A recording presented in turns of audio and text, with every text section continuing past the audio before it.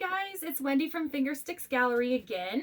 So I know it's been a little while since I've done a video, but I've been really stinking busy lately. So the last video that I did was the center swipe. That it was kind of a new technique that I poured around the outside and swiped from the middle and went outward because I was going to put a decal in the middle of this, and I put one coat in as close as a square or rectangle as I could get it.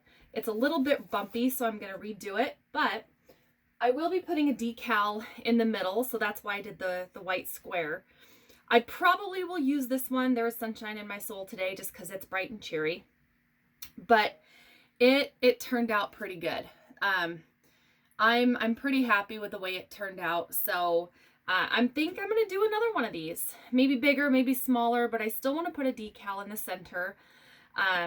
And I get my decals from Vinyl Disorder. Their customer service is fantastic. I normally give shout outs to people that are really awesome. I don't usually complain, so I don't generally say anything about bad service, but I do say something about good service. So if you check out with them, use the code STIX, S-T-I-X, and you will get a discount at checkout. Okay, so I'm going to do a double. These are, I believe, 6 by 6 inch square canvas. And the colors we're going to use, the Burnt Umber from Apple Barrel is this guy. This guy here is one of my new, probably second favorite, the Bronze from Anita's. When it dries, it's really sparkly and pretty. And then this color I just took, and I haven't mixed it all up yet, equal parts the burnt umber and then the bronze, the same as this one, and a little bit of the house paint. It's a little bit of off-white. I just mixed them all together. We're going to do a ring pour. I kind of wanted to do a natural color, and I did a traveling ring pour with this sucker here, and it turned out pretty good. It's really metallic-y with that, the Anita's in there. So this, I'm actually going to do a feather in the middle, a string pull. So this one is still curing, but that one turned out kind of neat. So we're going to do the same colors. And I'm going to go back to basics a little bit. I've had a lot of people online saying that they just want to see the beginning, the basics, because I like to cater to beginners, as you guys know. So my go-to color, oh, here we go.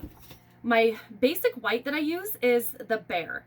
I love using the Bear. It's satin enamel interior acrylic paint. This stuff works wonderful. And in the long run, it's a lot cheaper and it doesn't crack as bad. So that's what I'm using as the base color. And this is already pre-mixed. I put it in another container, and it's about 50-50 with my pouring medium. My pouring medium that I normally use, and I try to tell you every video, is 50% Floetrol, 50% Elmer's Glue All.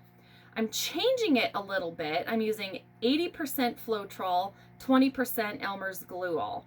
It seems to work great. I didn't add any water to it, and generally I use a 50-50 ratio of my mixed pouring medium to paint.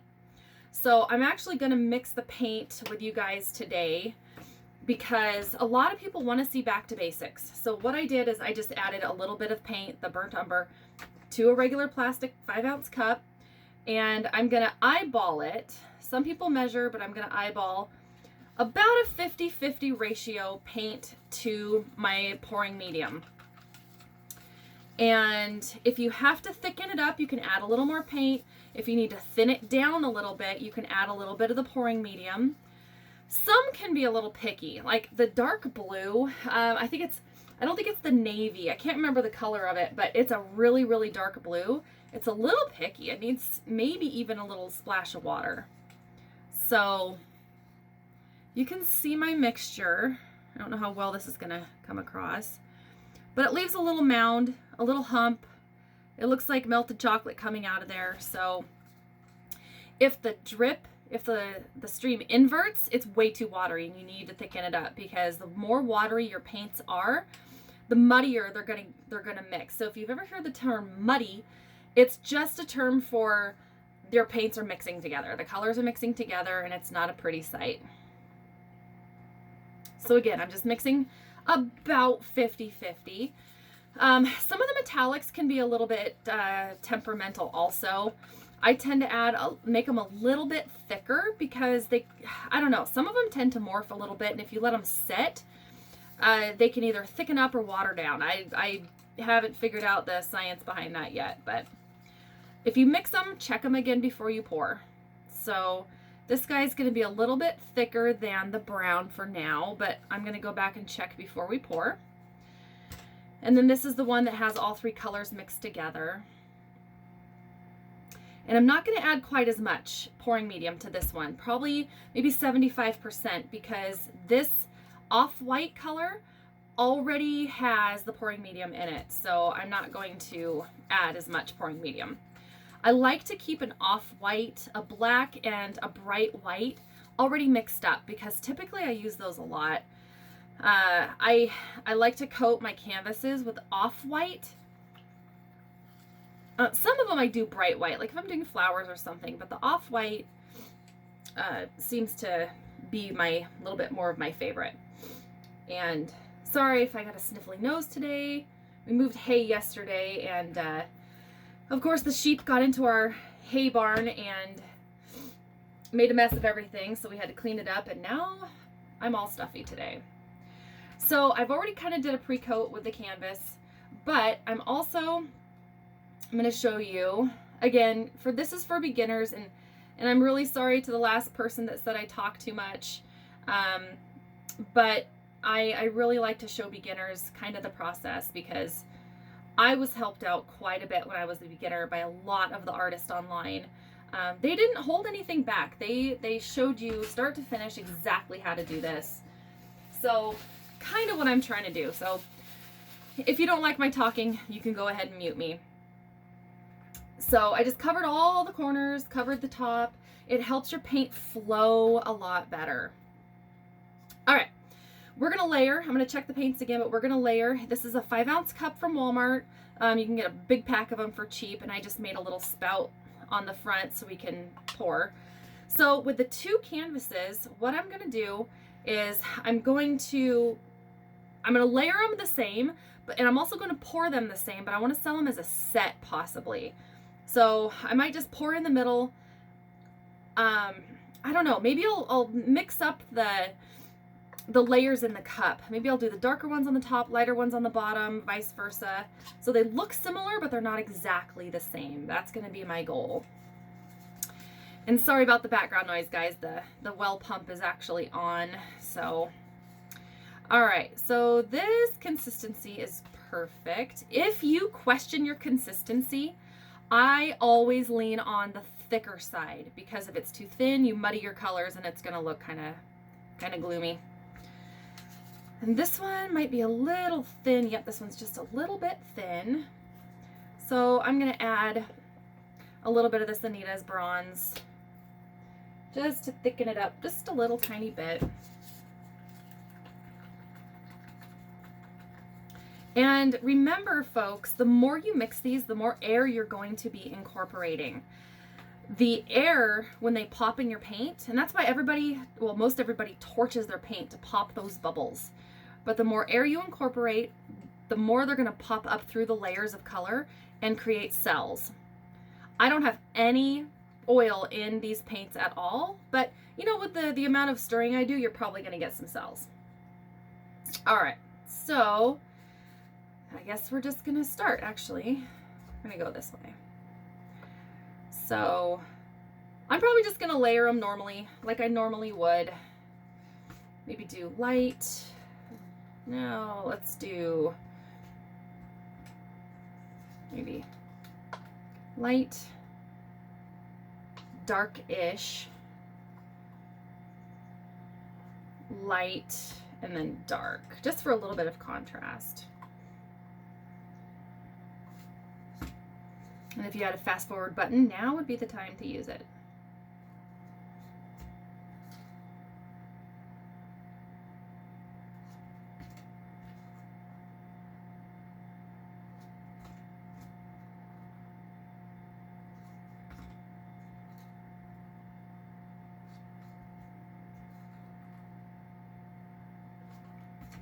The last time I did this, I got my orders all mixed up because I was trying to talk to you guys at the same time.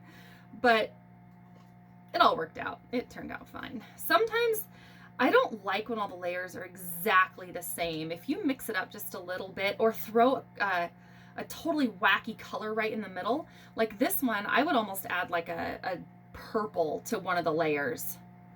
You know what? That's actually not a bad idea. See, things always change.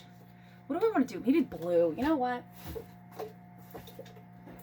I have this metallic blue all ready to go. We're just going to mix it up just a little bit.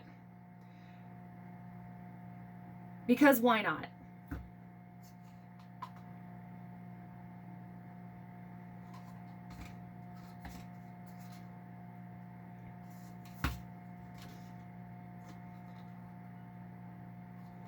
Things always change. I always change my mind. And that's okay, you guys. If you're a beginner, and I've said this before, nothing is ever a failure. Don't ever call any of your paintings a failure. Oh, and see those bubbles? That's what's going to create some cells. So don't panic. Bubbles are fine. If you really, really don't want any kind of cells, let your paint sit overnight. And then maybe torch the top if your cup is not flammable. Just let it sit. Pop those bubbles when it's done. You know, some cells are fine. Bubbles are fine. But nobody's paintings are failures. Please, please don't call your painting a failure.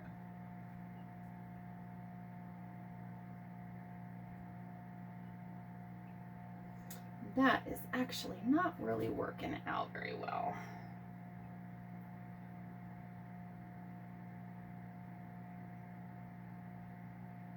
Well, shoot. I'm not getting the paint to come out the way I want it. So maybe I'll pour a little faster. There we go.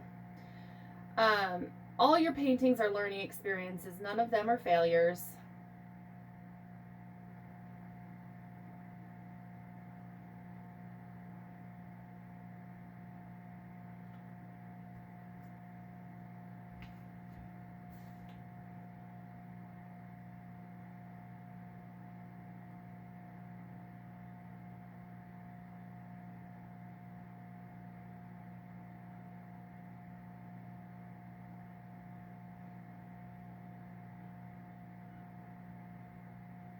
And if you want, you can go around in circles, you can go back and forth, you can go up and down with your cup, you can hold it higher, you can hold your cup lower for the stream to be a little bit different.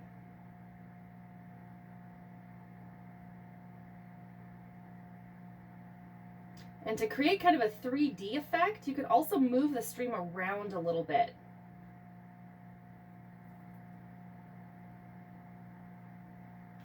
For the sake of this painting, I'm not going to do that, however.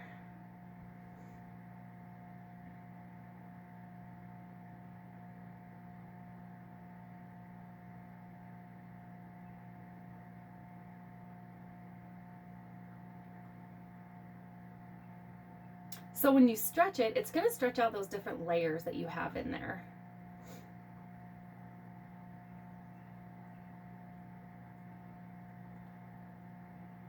And I like to go quick over the corners because I don't want to lose a lot of that paint.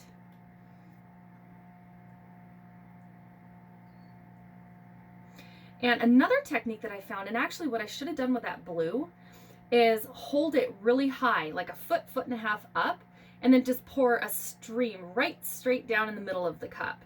I've done that before, and it actually, it puts it in almost every layer of your paint, but it's kind of a subtle color, so that's not a bad idea. I should have done that. But it's trial and error. Any beginner out there, try new things.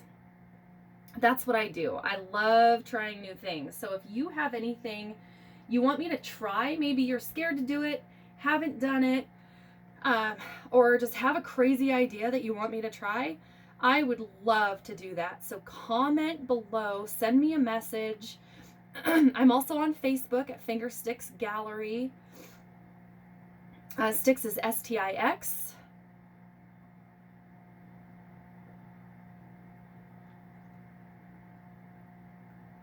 And if you tap around the edges, it helps it flow a little better. Okay, there's that guy. That one actually looks kind of neat. I wanted a more organic, natural look, so that's why I did this one. Okay, and I'm going to add a little bit more paint to this guy.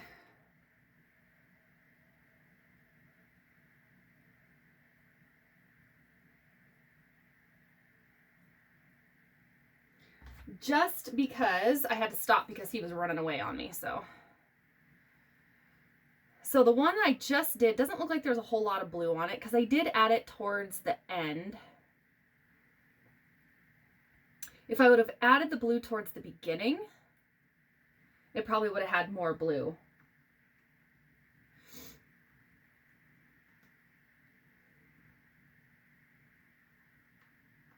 Because it's weird. If you add it towards the end, normally you would think it would end up in the middle, but this one ended up more on the side.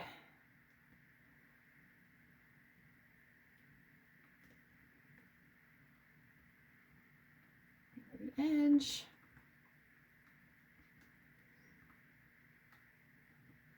So paintings are really unpredictable. You think you layer your paintings exactly the way you want it. If the color you add first comes out very last, you would think that that would be the very last color and it would be the center color, right?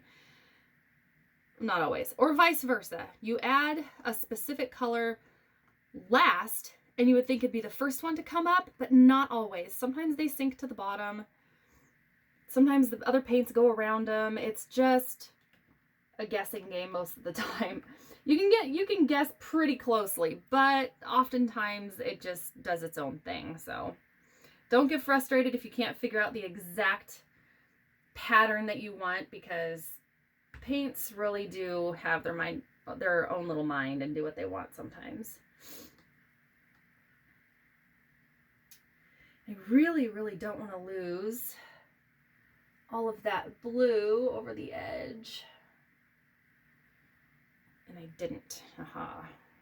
Okay, check all the corners. Okay. So when this sucker dries, let me get a rag here. Oh yeah, always have an abundance of paper towels on hand. I like to use window wipes or Clorox wipes. Keep those handy because they're wet. Or baby wipes. Oh my goodness. If you get the good, thick, good quality baby wipes, those work really great to keep your hands clean too. But, oh yeah, paper towel city, folks. Okay. So that is one way to do a ring pour. Sometimes you can do them too, and then the colors will stay right in the middle. And you can do that. You can let it flow. You can add a ton of paint. But these ones, I kind of wanted more of an organic, natural kind of look to it. And I think I did it. So I don't know quite yet what I'm going to do, if I'm going to add sayings to them or if I'm going to do another set and sell them as a set of 4. But anyway, that's one technique that you could do for a ring pour. And again, you can move the cup around in a circle. You can go in a zigzag pattern. You can start in the middle and kind of travel around. That gives it a really cool 3D effect. And I did one, and I'll show you really quick. Oops, throwing things. This is one that I did. It was a ring pour, and it started traveling this way because the paint was going off. And then I just did the ring pour, and I traveled up this way and just did that. So it made kind of a 3D effect. It's kind of neat. I'm going to epoxy this, and it'll really look 3D. It'll look kind of neat. So that's one other ring pour that I did. But I will bring you guys in for a close-up. This will look really pretty when it's dry because of the metallics.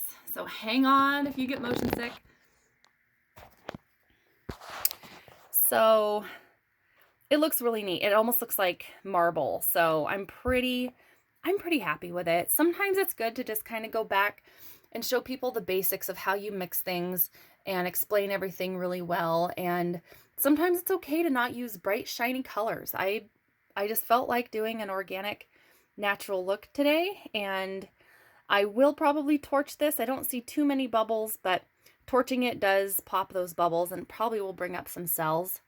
But anyway, folks, until next time, I'm going to try not to wait so long in between paintings, but it's been busy. Life gets in the way.